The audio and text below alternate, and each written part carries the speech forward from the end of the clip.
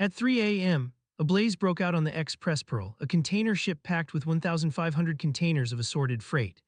In just a few minutes, the fire turned the deck into a furnace, pushing the crew off the vessel and hurling thick black smoke into the night. What would make a captain willingly toss aside the stowage rules meant to keep dangerous cargo from catching fire?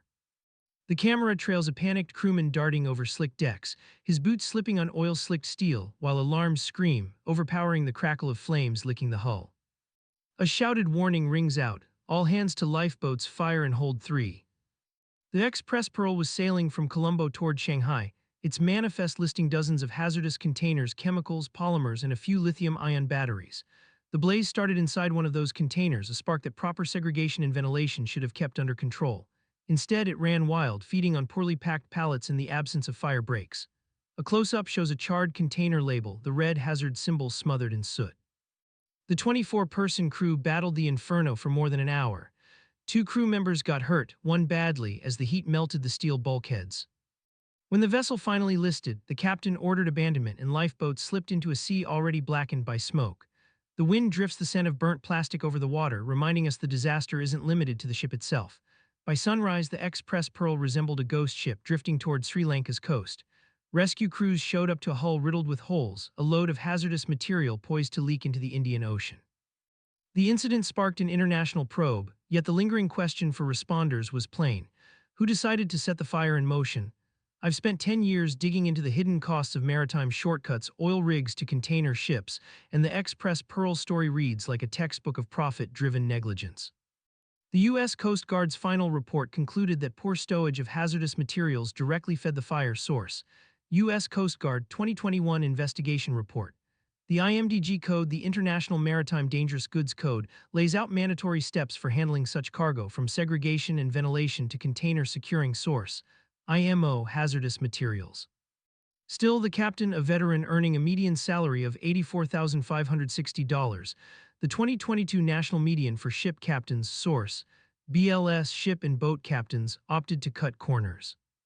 Maritime labor contracts frequently waive overtime for captains, letting them take lower base pay in return for bonuses linked to voyage speed and cargo volume, source, maritime labor agreements.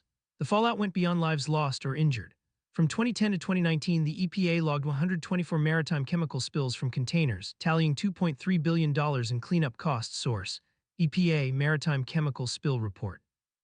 The Express Pearl contributed another huge spill to that count, endangering coral reefs and fisheries off Sri Lanka's coast.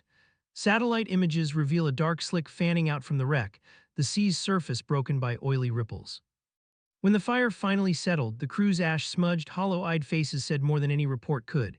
Their stories illustrate the human price of a system that prizes speed over safety and profit over precaution. We were told to load the cargo as fast as possible, a former deck officer remembers, voice shaking. The captain said the paperwork was fine, but the rules, they were just suggestions. The probe revealed a cascade of shortcuts, falsified stowage plans, hurried inspections, and a captain who treated the IMDG code as a guideline, not a law. The systemic greed behind those choices is the narrative we must unpack, since the same math repeats across global fleets. A graphic overlays the ship's route, marking the fire's ignition point, the hazardous containers' spots, and the oil slick's path. As we dig deeper, we'll follow how commercial pressure seeps into safety protocols, how regulatory loopholes let dangerous cargo slip by, and how seafarers' lives become collateral in a margin-driven game. The question lingers: can one captain's profit-first decision spark a worldwide safety crisis? Stay tuned as we trace the ash-laden trail from wreckage to the boardrooms that set the rules, and learn why the Express Pearl is more than a maritime disaster. It's a flashing warning across the world's shipping lanes. I'm not a legal advisor. The information shown here comes from publicly available reports and investigative research. Opening shot, aerial view of the Express Pearl listing in Colombo Harbor, smoke billowing from its deck. The camera tilts down to a stack of charred containers, one labeled hazardous. In May 2021, the Express Pearl turned into a worldwide cautionary tale. The blaze that devoured the ship didn't sprout by chance, it was the result of a decision. A choice to load, a choice to cut corners, a choice to put cargo ahead of safety. On-screen text: the ship carried 1,486 containers. 81 were declared hazardous. 81 containers were flagged as dangerous. Yet the later probe uncovered that those filings were half-baked, the stowage was reckless, and the chain of command collapsed at every rung. Why? Because the system made it lucrative to sidestep the rules. Close-up of a shipping container's IMDG placard slightly singed. The International Maritime Dangerous Goods IMDG code exists for a reason. Source: the IMO's IMDG code outlines mandatory procedures for handling hazardous cargo on container vessels. But the rules don't police themselves, they count on human judgment and on the incentives that drive that judgment. Cut to an animation of a port loading yard. Containers are stacked high, some labeled Chemical X, others blank. Here's the first loophole: captains work under contracts that prize speed, not safety. A vessel stuck in port burns cash. Demurrage fees, charges for delayed containers, can climb into the hundreds of thousands each day. Hold a ship up, and the penalties start piling up before the first box even touches the dock. Source: maritime labor agreements often exempt captains from standard overtime provisions, affecting overall compensation structures. That exemption means a captain isn't paid by the hour when delays happen. They're paid per voyage. Every extra hour in port chips away at their potential bonus, not their own paycheck. Delay the schedule and the financial hit lands on the crew's collective compensation package, while the shipping line absorbs the cost through insurance or other fees. On screen, demurrage fees can exceed $50,000 per day for large container ships. And that's before we even think about the cargo itself. Split screen: left side shows a stack of containers on a ship. Right side shows a bar chart of median captain wages versus potential bonuses. The median annual wage for a ship captain in 2022 was $84,560. Source: the median annual wage for ship and boat captains was $84,560 in 2022, with a range from $45,000 to $150,000 depending on vessel type and cargo. But that number hides the bonuses tied to finishing voyages on time and the penalties for missing them. A captain who pushes unsafe stowage to dodge demurrage keeps the job. One who balks can be tagged slow or difficult in an industry where reputation is currency. Document leak simulation: a redacted email from a shipping company to a captain reads, "Vessel must sail by the 14th. All containers must be loaded, regardless of declarations." This isn't speculation. Leaked documents from several investigations show a pattern: pressure to load, pressure to sail, pressure to hit the schedule. The IMDG code demands transparency in hazardous cargo, but transparency slows loading and speed sells. Music shifts: low, pulsing tone. So what happens when hazardous cargo isn't declared properly?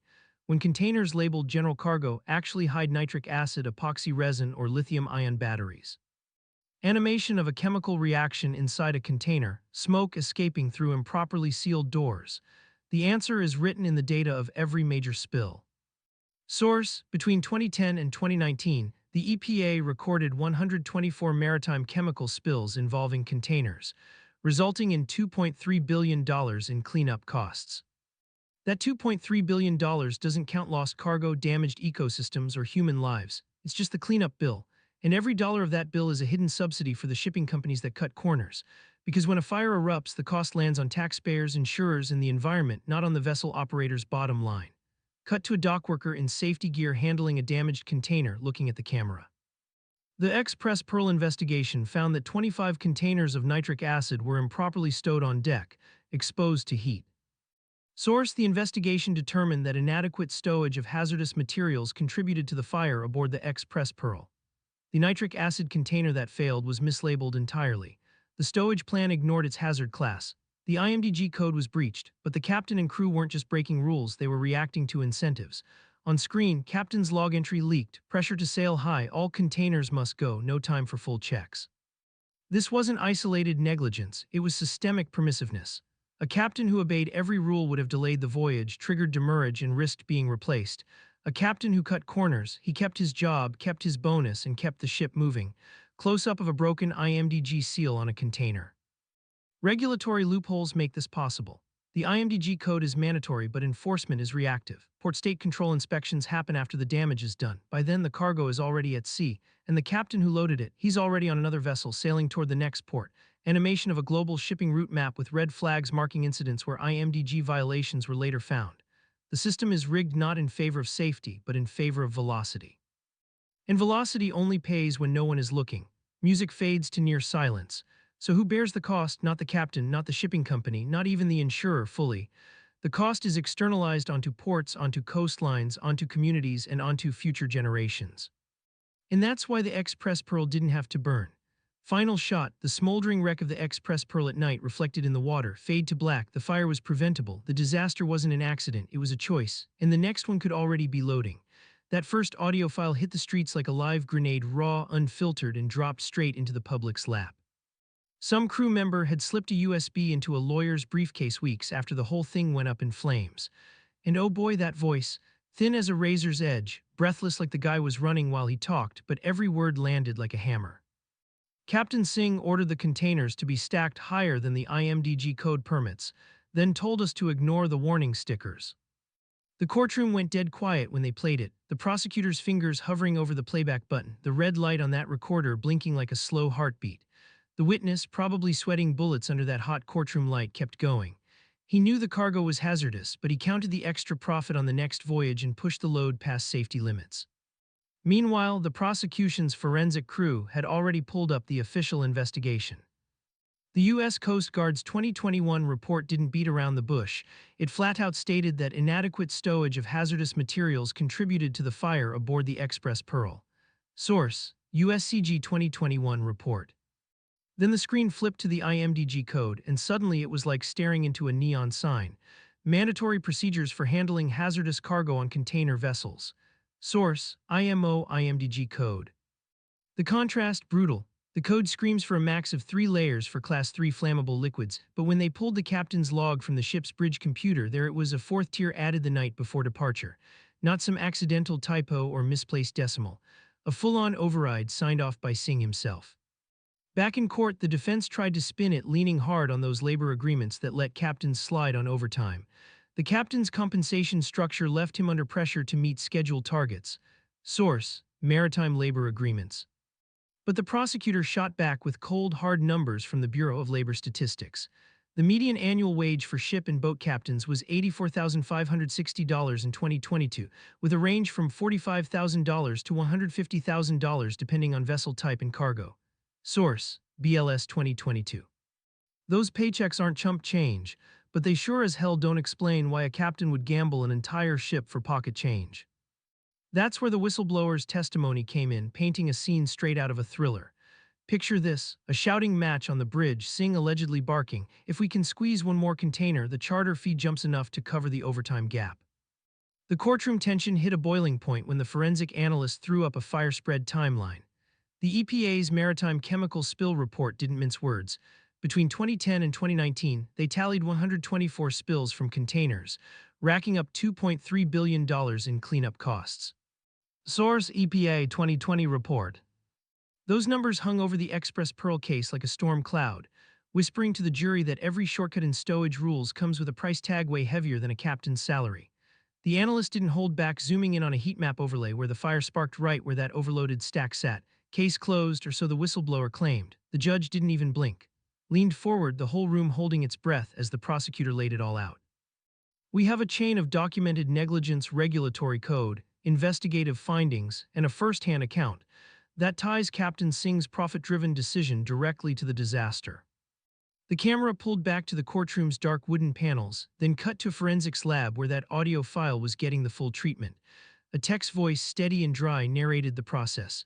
We verified the file's metadata. The recording was made on June 20, 2021, the day after the vessel left Colombo. On the lab screen, the USCG report glared back, the line about inadequate stowage now glowing red like a warning sign. Whistleblower testimony, regulatory breach, forensic proof, all clicking into place like the final pieces of a puzzle. This wasn't just another courtroom story. It was the blueprint for an industry reckoning. As the segment wound down, the narrator shifted gears, pulling the lens back to the bigger picture. Beyond the courtroom, the tragedy fuels a broader conversation about how profit incentives can erode safety cultures across global shipping. And the tease for what's next: a deep dive into the fallout, new regulations, stricter oversight, and one nagging question that won't go away. How many more containers have to go up in flames before the industry finally wakes up? The blaze on the Express Pearl wasn't a random mishap. It stemmed straight from stowage rules that were brushed aside. According to the U.S. Coast Guard's final report, inadequate stowage of hazardous materials contributed to the fire aboard the Express Pearl. Source: that one lapse set off a chain of ecological damage, and yet those same ships keep cruising with barely any oversight. International standards are in place. The IMO's International Maritime Dangerous Goods (IMDG) code lays down required steps for handling hazardous cargo on container vessels. Source: If a captain sidesteps those rules, the safety net comes apart, laying bare both marine ecosystems and the coastal communities that rely on them. Public trust erodes whenever regulators seem to shield the industry instead of the public. A recent EPA study logged 124 maritime chemical spills from 2010 to 2019, tallying $2.3 billion in cleanup costs source. Those numbers point to a pattern of regulatory capture, where the agencies meant to enforce rules are staffed by the very companies they're supposed to police. Coastal communities in Sri Lanka still wrestle with tainted fish, a daily reminder that bureaucratic shortcuts have real human costs. The economics of the trade lay bare yet another layer of negligence. Captains pull a median salary of $84,560 a year, yet many maritime labor contracts waive overtime, crafting pay structures that can nudge toward shortcuts. Source. When profit margins eclipse safety, the human toll, lost lives, polluted shores, shattered livelihoods ends up as a quiet ledger. Each postponed reform means another ship loads unchecked, another coastline stays at risk. We can't keep tolerating a system that puts profit above protection. It's high time we demand transparent audits, tougher enforcement of the IMDG code, and independent oversight that isn't swayed by industry. Join the push for accountability, sign petitions, pressure lawmakers, and back NGOs that monitor maritime safety. Only by tackling regulatory failure can we rebuild trust and stop another tragedy from sinking beneath the waves.